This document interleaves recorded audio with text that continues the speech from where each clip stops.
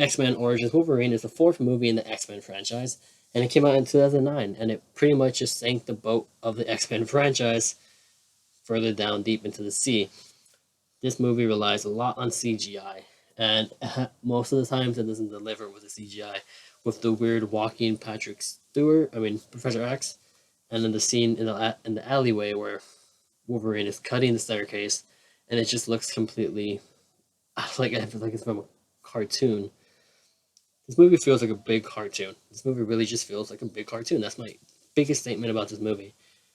With the way the characters act, the way they talk, all the action scenes feel like a freaking cartoon with them flipping off buildings, climbing buildings, cutting bullets with their swords. It just feels like a cartoon.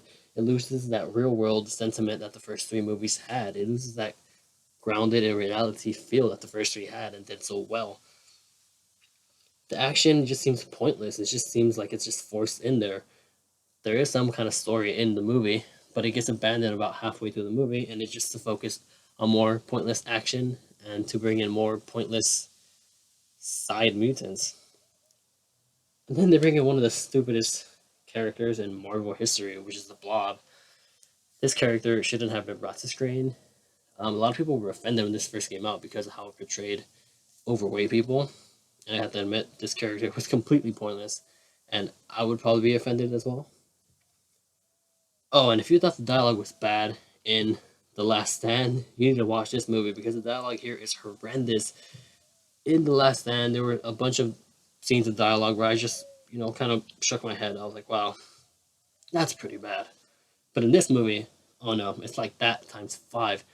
Most of the time, a majority of the movie, when they're talking and they're saying they're cheesy, horrible, horribly written lines, I'm just I'm not even looking at the screen no more. I'm just shaking my head in disappointment and wondering how this got passed in the pre-production stages.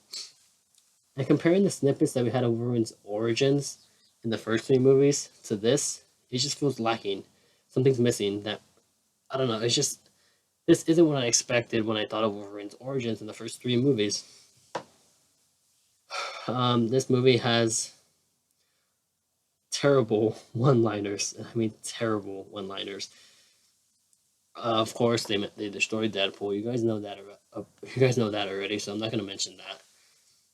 But it also has a scene of Wolverine walking away from an explosion, as if he's a '90s action star. It's one of the worst scenes, and it made me laugh really.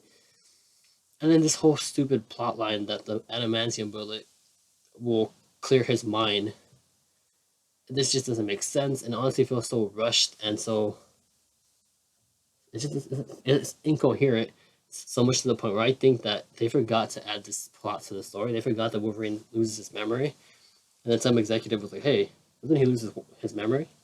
Like, and then the other one was like, "Oh yeah, that's true. What do we do? Adamantium bullet."